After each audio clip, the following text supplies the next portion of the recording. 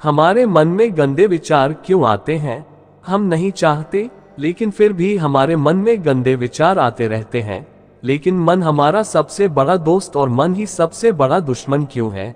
जब हम अपने मन की बात मानते हैं तो हमारा मन ही हमारा नेतृत्व करता है, भटक जाते हैं, और जब हम मन को संतुलित कर लेते हैं तो हम अपने जीवन में हर चीज का ध्यान रखते हैं।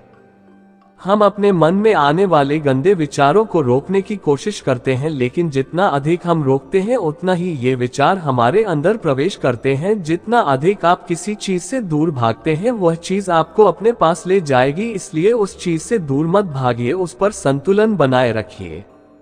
एक बार एक युवक गौतम बुद्ध के पास आया और गौतम बुद्ध से बोला कि ही बुद्ध, मेरे मन में इतने गंदे विचार क्यों आते हैं? मैं नहीं चाहता कि मेरे मन में गंदे विचार आए, पर मेरे मन में हमेशा काम वासना के विचार चलते रहते हैं और मैं इनके के बारे में सोच सोच कर बहुत परेशान हूँ। मेरी ऊर्जा और समय ये सब सोचने में ही नष्ट हो जाता है और इन सब के विचारों की वजह से मैं कभी भी शांत नहीं रह पाता और मैं हमेशा ही स्त्रियों को देखकर मोहित हो जाता हूँ, अपने आप को रोक ही नहीं पाता। बुद्ध मुस्कुराए और उन्होंने उससे युवक से पूछा, क्या तुम्हें पता है ये कामवासना होती क्या है? फिर लड़के ने उत्तर दिया और कहा, बुद्ध, मैं ये तो नहीं जानता कि कामवासना होती क्या है, पर हाँ ये जो भी है बहुत बुरी चीज है। फिर बुद्ध ने उससे युवक से कहा कि सबसे पहले तो तुम ये समझना है कि प्राकृतिक रूप से जो भी चीज हमारे अंदर है वह बुरी नहीं है, हमारे जीवन में उसकी कुछ ना कुछ जरूरत है। वासना कोई बुरी बात नहीं है, ये तो हमारे मन की एक भावना है जो हमें किसी ना किसी चीज की कमी का एहसास करवाती है और फिर हम उसे चीज को पाने के लिए उसे चीज की तरफ आकर्षित हो जाते हैं। जैसे अगर तुम्हारे पास धन की कमी है तो तुम में धन पाने की वासना उत्पन्न हो जाएगी।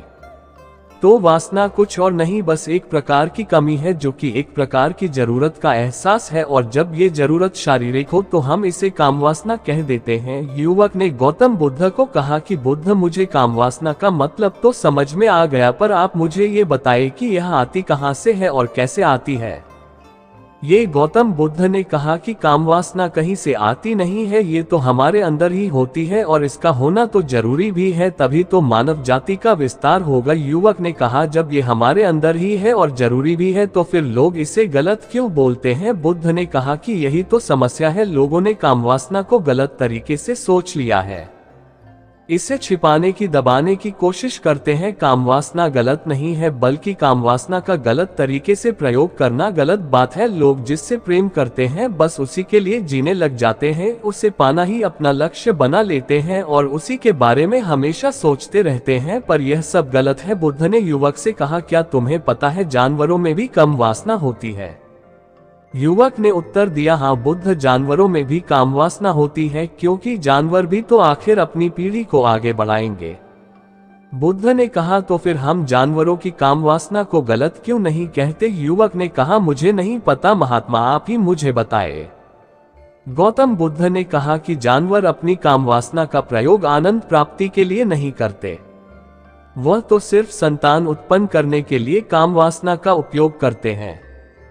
जानवरों को प्रकृति ने इतनी समझ नहीं दी कि वह कामवासना को अपने सुख का आधार बना सके, जबकि मनुष्य अपनी समझ के बलबूते पर प्रकृति में पाई जाने वाली प्रत्येक वस्तु को अपने सुख के लिए अपने प्रयोग करता है।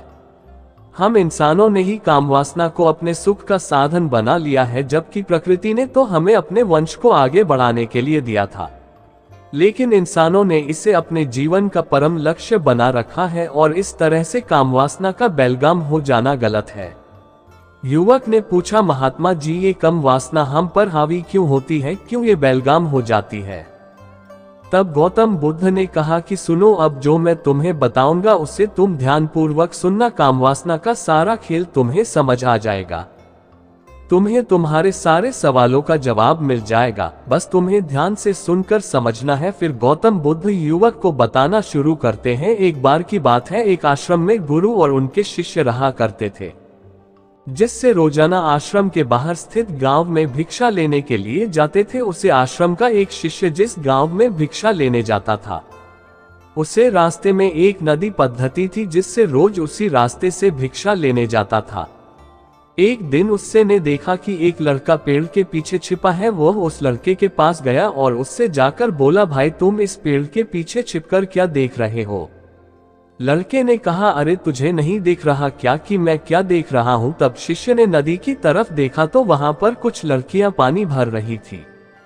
वो लड़कियां 14-15 साल की होगी। तब शिष्य ने उससे लड़के से कहा, अरे भाई वहां पर तो लड़कियां पानी भर रही है, इसमें छिपकर देखने वाली क्या बात है। तब वो लड़का शिष्य की तरफ देखकर उससे कहता है, अरे पागल, तुम्हें दिखाई नहीं दे रहा ये परी कैसे नदी से पानी ला रही है? जरा उनकी अदाओं को तो देखो, उनके कोमल शरीर को देखो, उनकी पतली कमर मटके को उठाते समय बल खाती है और उनके बाल उनकी कमर पर कैसे लहरा रहे हैं, मानो सुंदरता बिखरी पड़ी हो। उसने फिर से नदी के किनारे देखा और इस बार वह नदी के किनारे देखता रहा। अब कुछ भी दिखाई नहीं दे रहा था और वह बिल्कुल निडर था। उसे किसी भी चीज का कोई डर नहीं था। लेकिन अब वो छिपने लगा और उन लड़कियों को देखने लगा जैसे उसने कोई अपराध कर दिया हो। और जब वो छिपकर उन लड़कियों को देख रहा था तभी वो अचानक अंदर से कौंप गया और उसने कहा कि ये मैं क्या कर रहा हूँ, मैं जो कर रहा हूँ वो सही नहीं है, मुझे यहाँ से चले जाना चाहिए। और फिर वह जल्दी से वहाँ से चला गया। वो आश्रम पहुँच जाता है। आश्रम जाकर वो अपने कार्यों में लग गया। लेकिन जो अभी वह देखकर आया था वही उसकी आंखों के सामने बार बार आ रहा था। उसके मन में वही दृश्य चल रहा था। उसका दिमाग सब कुछ देखने के लिए संघर्ष कर रहा था। उसका किसी भी काम में मन नहीं लग रहा था। सुबह होते ही वह रोज जल्दी ही भिक्षा के लिए आश्रम से निकल जाता और उस नदी के पास वाले पेड़ के पास जाता जहां पर वह लड़का पहले से मौजूद रहता था। उसके साथ मिलकर लड़कियों को छुप छुप कर देखता था। अब वह ऐसा रोज करने लग गया, यह उसके रोज का काम हो गया। अब उस शिष्य का मन किसी भी काम में नहीं लगता था। वो हमेशा ही किसी ना किसी प्रकार के विचार में उलझा रहता। वो आश्रम के कार्यों को भी ठीक ढंग से नहीं कर पा रहा था। ना वो ठीक से सो पाता था, ना वो ठीक से खाना खा पाता था। उसका मन बेचैन सा रहता था। उसका मन बार बार उन लड़कियों की खूबसूरती देखने को मचलता था। जब गुरु भिक्षा दे रहे थे तब भी उनका मन किन्हीं अन्य विचारों में खोया हुआ था। गुरु ने अपने शिष्य की इन हरकतों को भांप लिया था। फिर एक दिन गुरु ने शिष्य को अपने पास बुलाया और कहा कि आज से मैं भी तुम्हारे साथ भिक्षा मांगने चलूंगा। आप और मैं एक साथ भिक्षा मांगने जाएंगे। तभी शिष्य गुरु को मना करते हुए बोला, नहीं गुरुदेव, आप परेशान क्यों हो रहे हो, मैं अकेला ही ठीक से भिक्षा मांग सकता हूँ। गुरु ने शिष्य से कहा कि ठीक है, तुम अकेले ही भिक्षा मांगने जाओ, जिससे वह तुरंत भिक्षा मांगने निकल पड़ा। सभी लोग उसे देखने के लिए उसके पीछे पीछे चलने लगे। थोड़ी दूर जाने पर गुरु ने देखा कि उनका शिष्य एक अपराधी की तरह एक लड़के के साथ पेड़ के पीछे छिपा हुआ है और छिपकर कुछ देख रहा है। गुरु भी अपने शिष्य के पीछे जाकर खड़े हो गए। उसका शिष्य क्या देख रहा है जिसे देखने के लिए वह एक अपराधी की तरह पेड़ के पीछे छिपा हुआ है? गुरु ने देखा कि उसका शिष्य पेड़ के पीछे छिपकर नदी से पानी ले रही लड़कियों को देख रहा है। तब गुरु ने शिष्य से कहा, क्या देख रहे हो? अपने मालिक की आवाज सुनकर वह डर गया और उसके पसीने छूटने लगे। वह ऐसे कांपने लगा जैसे उसने किसी चोर को चोरी करते समय पकड़ लिया हो। उसी से की हालत खराब हो गई। वो कुछ भी नहीं बोल कर रहा था। दूसरा का जो शिष्य के साथ था वहां से भाग गया। उसके मुंह से कुछ टूटे फूटे शब्द ही बाहर निकल रहे थे। वो अपने गुरु से नजर भी नहीं मिला कर रहा था। गुरु ने शिष्य की तरफ देखा और कहा कि मेरा शिष्य तो निर्भय था, उसे तो किसी भी चीज का डर नहीं था। लेकिन ये क्या, तुम तो भय के मारे कांप रहे हो। शिष्य ने गुरु से कहा कि मुझे माफ कर दो गुरुदेव, मेरा इसमें कोई दोष नहीं है। उस लड़के ने मुझे बहका दिया था। लेकिन आपसे मैं वादा करता हूँ कि आज के बाद मैं ऐसा कभी दोबारा नहीं करूँगा। मुझे माफ कर दो गुरुदेव। गुरु ने शिष्य से कहा कि कोई बात नहीं, पर इस बात का तुम ध्यान रखना कि हम जैसी संगति करते हैं वैसा ही फल हमें प्राप्त होता है। हम जैसी संगति करते हैं उसके विचार हमारे अंदर प्रवेश करते हैं, इसलिए अच्छी संगति करो जिससे तुम्हारे अंदर अच्छे विचारों का प्रवेश हो। फिर गुरु और शिष्य आश्रम लौट आए और फिर से शिष्य आश्रम के कार्यों पर ध्यान देने लगा। उसने उस रास्ते को छोड़ दिया और दूसरे रास्ते से जाने लगा। वो अपने काम को ध्यान से करता, लेकिन धीरे धीरे उसके अंदर क्रोध उत्पन्न हो गया और फिर वो दूसरे शिष्यों पर क्रोध करने लगा और बेचैन रहने लग गया। अब वो सही समय पर भोजन भी नहीं करता था, वो भोजन भी बहुत कम खाता था। एक रात गुरु शिष्य के पास आए और उसे बोले कि अब तक तुमने कितनी बार अपना वादा तोड़ दिया। ये सुनकर शिष्य अपने गुरु के चरणों में गिर गया और रोने लगा। रोते रोते ही उसने गुरु से कहा कि गुरुदेव, मैं कई बार अपना वादा तोड़ चुका हूँ, फिर मैं वादा करता हूँ, लेकिन हर बार जब मैं वादा तोड़ देता हूँ तो मेरा मन मेरे वश में नहीं रहता। मैं बहुत कोशिश करता हूँ कि अपने मन से सारे बुरे विचार निकाल दूं, लेकिन चाहकर भी मैं ऐसा नहीं कर पाता। फिर गुरु ने शिष्य को कहा कि चलो मेरे साथ। गुरु शिष्य को आश्रम के बगीचे में लेकर गए और शिष्य से कहा कि देखो, यहाँ पर कुछ नाली बनी हुई है जिससे नदी का पानी इन पौधों तक आ रहा है और यह पानी निरंतर गति से आगे बढ़ रहा है। क्या तुम इस पानी के बहाव को रोक सकते हो? शिष्य ने कहा कि हाँ गुरुदेव, मैं इस बहाव को रोक सकता हूँ। फिर शिष्य ने मिट्टी उठाकर उस नाली में रख दी तो पानी थोड़ी देर के लिए रुक गया और फिर थोड़ी देर बाद उस मिट्टी के ऊपर से पानी बहने लगा। गुरु ने शिष्य से कहा, अरे ये क्या, ये तो पानी रुका ही नहीं। फिर से शिष्य ने कुछ कंकड़ पत्थर उठाकर उसे नाली में रख दिए और फिर थोड़ी देर के लिए पानी रुक गया, लेकिन फिर थोड़ी देर बाद ही उन कंकड़ पत्थर के ऊपर से पानी निकल आया। फिर गुरु ने कहा कि शिष्य, ये क्या हुआ, पानी तो फिर से बहने लग गया। तुम तो बोल रहे थे कि तुम इसे रोक दोगे। क्या हम किसी काम को रोकना चाहे तो क्या हम उसे रोक नहीं सकते? तब शिष्य ने कहा, कोई बात नहीं गुरुदेव, मैं इस पानी को तो आपको रोक के दिखाऊंगा। शिष्य फिर से एक बड़ा सा पत्थर लेकर आया और उसे नाली पर रख दिया और पानी रुक गया। तब गुरु से कहा कि देखा गुरुदेव, मैंने कहा था ना कि पानी को मैं रोक दूंगा। मैंने पानी को रोक दिखाया, आपकी बात मैंने पूरी कर दी। गुरु मुस्कुराए और बोले, अच्छा जरा ध्यान से देखो, पानी रुक गया क्या? वो तो पीछे की नाली तोड़कर बाहर निकल गया और अगल बगल से बह रहा है। और ध्यान से देखो, इस पत्थर की आगे भी आ गया और ये पानी अपना रास्ता बदलकर फिर से आगे की तरफ जाएगा। और फिर थोड़ी देर बाद ऐसा ही हुआ।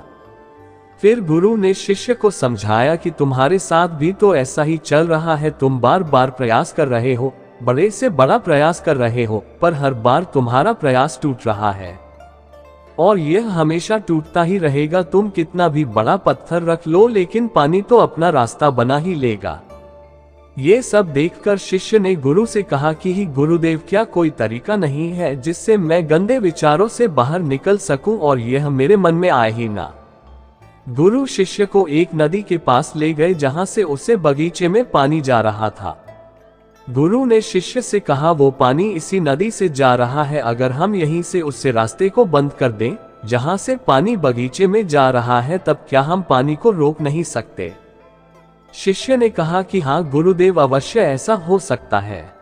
मैं इस पानी को यहीं से बंद कर देता हूँ, तब आगे की नाली में पानी जाएगा ही नहीं और फिर बगीचे में पानी जाएगा ही नहीं। फिर शिष्य नदी से जाने वाले रास्ते को बहुत मेहनत करके पत्थर और मिट्टी डालकर बंद कर दिया और गुरु से कहा कि गुरुदेव, मैंने पानी को बंद कर दिया है, अब ये पानी बगीचे में जाएगा ही नहीं। तब गुरु ने कहा शिष्य से, अगर पानी बगीचे में नहीं जाएगा तो पेड़ पौधों को पानी कहाँ से मिलेगा? उन पेड़ पौधों को तो पानी की आवश्यकता है और उन पेड़ पौधों में कुछ पेड़ पौधे तो ऐसे हैं जिनको रोज पानी की आवश्यकता है, वह तो मुरझाकर मर ही जाएंगे। उनका क्या होगा? पानी तो हमें खोलना ही होगा। शिष्य ने गुरु की बात सुनकर वापस नदी से जाने वाले पानी का रास्ता खोल दिया। तब गुरु ने शिष्य से पूछा, शिष्य, अगर हम इस नदी के पूरे पानी को बगीचे की तरफ मोड़ दे तो क्या होगा? तब शिष्य ने जवाब दिया कि गुरुदेव, वहां पर जितने भी पेड़ पौधे हैं वो गलकर नष्ट हो जाएंगे, वहां पर कुछ नहीं बचेगा। फिर गुरु मुस्कुराए और बोले, तुम इस बात को समझो कि हमें किसी भी चीज को रोकना नहीं है, बस हमें हमेशा संतुलन बनाए रखना है। कम पानी से भी पौधे नष्ट होते हैं और ज्यादा पानी से भी पौधे नष्ट होते हैं। हमारा जीवन संतुलन से ही चलता है। गुरु ने शिष्य से कहा कि अगर मैं तुम्हें कुछ कहूं कि तुम आम के बारे में मत सोचो तो तुम्हारे मन में सबसे पहले किसका चित्र आएगा? शिष्य ने कहा कि गुरुदेव, मेरे मन में तो पहला चित्र आम का ही आएगा। गुरु ने कहा कि जब हम गंदे विचारों को जबरदस्ती रोकने का प्रयास करते हैं तो वह और मजबूती के साथ हमारे अंदर प्रवेश करते हैं, हमारे अंदर उठाते हैं इसलिए हमें उन्हें कभी भी दबाने की कोशिश नहीं करनी चाहिए। तब गुरु शिष्य के पास गए और बोले कि बुरे लोगों की संगति के कारण भी हमारे अंदर गंदे विचार आते हैं। कभी कभी ऐसा होता है कि हमारे अंदर कामुकता नहीं होती, लेकिन कुछ अश्लील लोगों के साथ रहने के कारण वह हम पर हावी हो जाती है। तब शिष्य ने कहा कि गुरुदेव आप सही कह रहे हैं, मैं अपने लक्ष्य से भटक गया था। तब वह शिष्य रात को बहुत शांति से सोया, सुबह पूरे मन से अपना काम किया और फिर सुबह वही भिक्षा लेने चला गया। जहां वह लड़का आज भी पेड़ के पीछे छुपकर उन लड़कियों को देख रहा था। वो शिष्य नदी पर गया जहां वह लड़कियां पानी भर रही थी। उसने उन लड़कियों से पानी मांगा। उन लड़कियों में से एक लड़की ने उसे पानी पिलाया और उसे सन्यासी शिष्य के चरण छुए। शिष्य ने उसे आशीर्वाद दिया कि तुम्हारा कल्याण हो। शिष्य का मन सकारात्मक ऊर्जा से भर गया, उसके चेहरे पर मुस्कान आ गई थी, जैसे उसे कोई खोई हुई चीज वापस मिल गई हो। वह अपने रास्ते पर वापस जाने लगा। तभी पीछे से वह लड़का आया जो पेड़ के पीछे छिपा था। वह शिष्य के पास आया और बोला कि क्या बात है, आज तुमने करीब से देखा है, आप तो मुझसे आगे निकल गए। तब शिष्य ने कहा कि हम हमेशा दूसरे के दर्शन करने में ही व्यस्त रहते हैं, अपने दर्शन कर ही नहीं पाते। तुम कब तक इस पेड़ के पीछे छुपाते रहोगे? किसी को पसंद कर लो, उससे बोल दो। अगर वो भी तुम्हें पसंद करती है तो शादी कर लो और उससे पहले तुम कुछ बन जाओ। अपने आप को पहचान लो, ऐसे अपना समय बर्बाद मत करो। फिर वह लड़का रोज उससे मिलने लगा और उसे लड़के ने नदी पर जाना छोड़ दिया। और फिर वो लड़का अपने जीवन में कुछ बनने के लिए संघर्ष करने लगा। तो तुमने देखा संगति का असर क्या होता है। अपनी संगति बदलो, अपने विचार बदलो। बुद्ध ने युवक से पूछा कि क्या तुम्हें तुम्हारे सारे सवालों का जवाब मिल गया? तब युवक ने कहा कि हाँ महात्मा जी, आपका बहुत बहुत धन्यवाद। तब गौतम बुद्ध ने युवक से कहा कि जब तुम्हारे मन में गंदे विचार आए तब आप अपने आप को दोषी मत मानो। ये शरीर है और यह सब हजारों वर्षों से सिखाया गया है। एक केवल तुम्हारे सोच लेने से, शपथ लेने से ये टूटने वाला है नहीं, लेकिन तुम्हारे पास वो शक्ति है, वो ऊर्जा है जिसका तुम्हें संतुलन उपयोग करना है। तुम एक जीवित ऊर्जा हो जो कुछ भी अनुभव करने के लिए स्वतंत्र है, जो निर्माण करने के लिए स्वतंत्र है। इसलिए तुम अपने आप को पहचानो। ये बोलकर गौतम बुद्ध मौन हो गए और वो युवक वहां से चला गया।